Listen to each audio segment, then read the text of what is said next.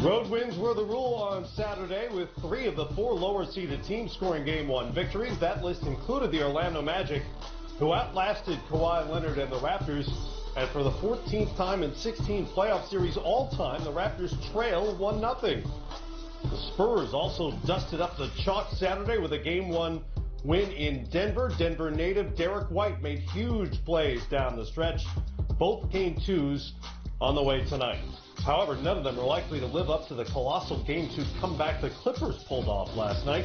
In fact, it was the largest deficit any team has ever overcome to win a postseason game, as LA stunned the champs after trailing by as many as 31. Game time ahead of a playoff triple header, including Game 2 of the Spurs and Nuggets, which you'll see right here at 9 Eastern time. We've got more than 200 games of playoff experience on this set. That includes me. Carlos Boozer right there, the All-Star, NBA champion, Jason Terry.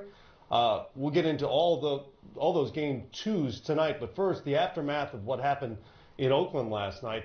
Along with blowing that big lead, the champs lost to DeMarcus Cousins, perhaps for the rest of the season. The team announced today that an MRI performed this morning revealed a torn left quadriceps muscle, which Cuz injured in the first quarter last night. Cousins, who, remember, didn't make his season debut until January because of a torn Achilles last season, was playing in just his second career postseason game. No way of knowing at this point if he'll be able to play at all the rest of the playoffs, no matter how far the Warriors go. But this is brutal for him in particular. Brutal for both parties. I mean, the Warriors, obviously, they're going to miss his presence. He was just rounding into shape and starting to make his presence felt. And in his first playoff experience, not a great game, but he got his feet wet, and he was about to have a big game, too. Disappointing as well, because now this is the second season where he's had a lower extremity injury that's going to put him out for a long period of time. So prayers are with Boogie Cousins, and hopefully he can return to full health sooner than later. Also may change the dynamic in terms of the summer ahead and his free agency. As for the Warriors, Steve Kerr said the Clippers outplayed his team in Game 1. Didn't sound all that surprised that they gave up the big lead in Game 2. Is this the kind of wake-up call that they need? This is a team that has been prone to these sort of bouts of complacency. Yeah, for Warrior fans, you hope they wake up, because obviously that was historic last night, what the Clippers did. Lou Williams, those guys coming off the bench, Harrell giving them such a good lift last night. But for the Warriors, obviously losing Cousins is a big loss, only because they never had a center that dynamic. Right. Now, clearly, signing the guys that they signed in the offseason, bringing in Bogut, who's been there before, won championships before, very good defender, knows the system, knows the guys. And also, Looney is playing phenomenal right now. Yeah. Looney's playing great. They've won championships without Boogie Cousins. So I think in the long term, they'll be fine. They'll figure out ways to win. But they've never had a player that dynamic that can go inside, outside, makes his free throws, very good passer. So they're definitely missing from that perspective. Never had a center that skilled during the Steve Kerr era, that's for sure. Well, 3 games tonight, including Game 2 of the Spurs-Nuggets series, which you'll see right here on NBA TV. First, though, on TNT at 8 Eastern time, Game 2 for the Magic and Raptors, with Orlando leading 1-0. Some perspective tonight from Nick Nurse. You prepared the team to play the game in the series, right? And you know this is the kind of the first step in a long series or a long playoff run, whatever it ends up being. And I think we did some really, really good things, right? I think the game plan was really good. We took away a lot of things that they had going. Vucevic, Ross, again, did a decent job on Fournier. A couple surprises, really, right? The Augustine explosion really hurt us, and we just never really, we did, the first half exploded, then we really got that under control again until the last minute of the game, and he made a couple more big plays. So, what you do in these series is I don't know if you go back and say, well, the same things probably won't happen tonight, right? I would imagine it's going to be a different basketball game. So what you learn is you get ready to prepare, make some adjustments that you made from Game 1 to Game 2. Same thing as far as rotations. Those are things that I'm in control of. Who's playing when, what the matchups are, as Doug alluded to. And when the ball goes up, you start coaching. Right? You got to do it on the fly, and you got to read the game and make the adjustments during the game that need to be made. Well, a couple of unfortunate trends continued for the Raptors in Game 1. The loss, again, they're now 2-14 all-time in Game 1s. That is just a weird circumstance. There's really no explaining that. And Kyle Lowry struggled to make shots. He was 0 for 7 and scoreless for the first time in 51 career playoff games. Now, Nick Nurse and Steve Clifford both pointed out that he also had 8 assists and was a plus 11 for the night, meaning the Raptors outscored the Magic by 11 points when he was on the floor. So maybe the 0 for 7 is as splashy as that is, and it's not a good thing. I don't know how much impact it had. What do they need from him? And you're shaking your head. What do they plus need? Minus. I mean, come on. That is the most overrated statistic in our game. Well, what do they need from Lowry as a scorer? Well, he needs to be aggressive and assertive and set the tone early. I mean, for him, his struggles have become because 0 for 7, to me, I'm a shooter. That's just not enough attempts for me. Right. Not in the playoffs. When stats don't matter, wins do. And so as the point guard of your team, and you know you've came out and struggled historically in the postseason, you need to come out and be aggressive and assertive and set the tone. The Raptors are 0-10 in the postseason when Lowry scores 10 points or less. Mm-hmm. That cannot happen tonight. He needs to come out and be aggressive. They had a chance to win that ball game. Had he came out and had halfway of a defensive or halfway of a performance offensively, they come away with a victory in that game. Or maybe if they don't bungle the final defensive possession either and leave DJ Augustine open for a wide open three. That too. Right. Well, Lowry has been a little less of a scorer. He's emphasized playmaking a little more this season. Right. So give me more on Jet's argument here that they need more scoring from Lowry moving forward. Yeah, I just think they need that little extra touch from him. You know, obviously he does a good job of getting guys involved. Siakam's playing incredible. Leonard's playing great. Gasol coming off the bench is doing a great job of rebounding, assisting, and also scoring.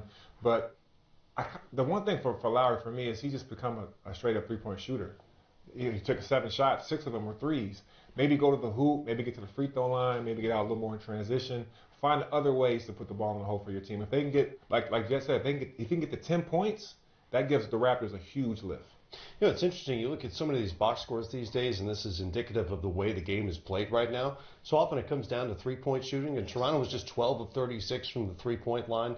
What else do they need to do, whether offensively or defensively, to change things around tonight? I'd focus more on defense. I think he did a really good job on Gordon, did a very good job on Vucevic. I mean, Vucevic being their best player. They're not going to get another 3 or 14 out of Vucevic, right? I agree. No, I agree. But they can't have DJ. Shout out to DJ Augustine, had a great game winner.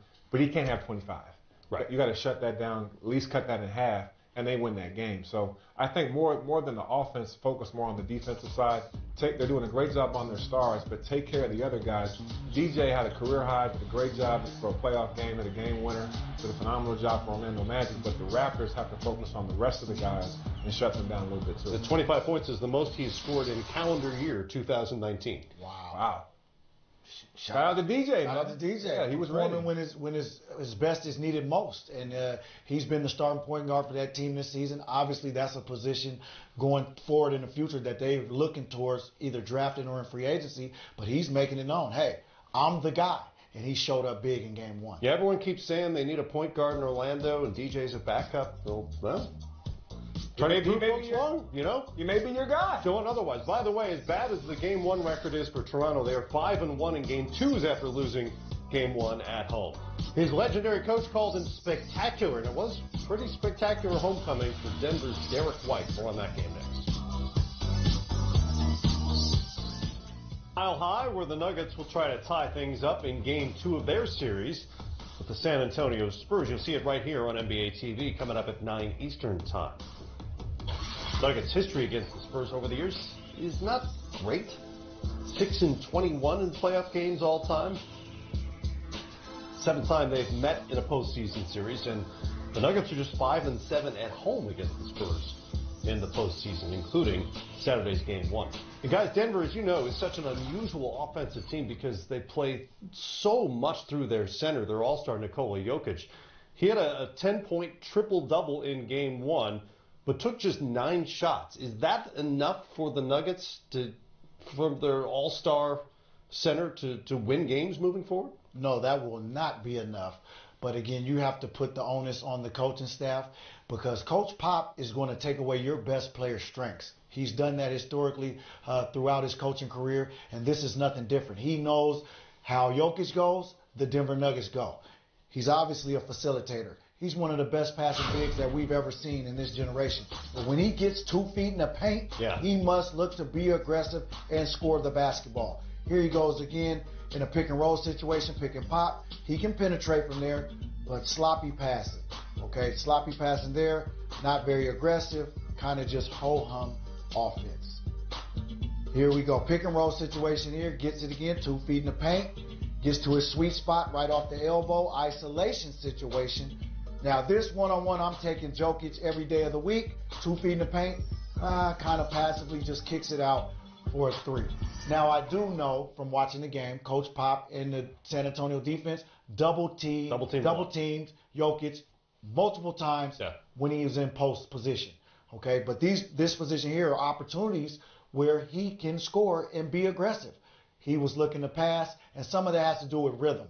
Okay, when you're not getting your touches usually where you like it, Booz, you can speak to this as a post player, you're kind of out of rhythm and you don't really have an awareness to where you are on the court, and you're kind of just in a pass-first mode. Yeah, you become passive. You know, I think initially what he wanted to do was put him in a situation where he's thinking the game and not reacting to the game.